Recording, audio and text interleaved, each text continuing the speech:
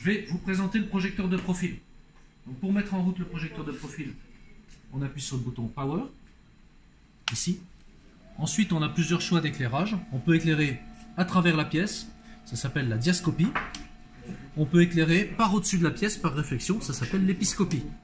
Et on a le choix de différentes puissances. Donc là, on est en puissance haute, high.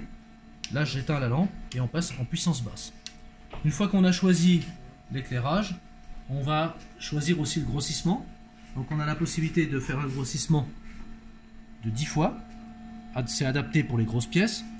Un grossissement 20 fois qui va être adapté pour les pièces moyennes. Et un grossissement 50 fois qui va être adapté pour les toutes petites pièces ou les pièces avec beaucoup de détails. Prenons par exemple un engrenage dans une montre qui serait très petit. Une fois qu'on a choisi le grossissement, donc pour notre exemple, nous allons prendre un grossissement de 20. On doit choisir aussi la répartition lumineuse qui correspond ici à 20. Donc la répartition lumineuse permet simplement d'avoir une image bien homogène.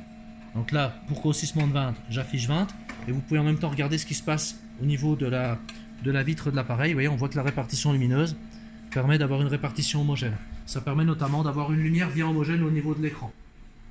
Ensuite, nous avons un afficheur ici qui est déporté sur cet appareil.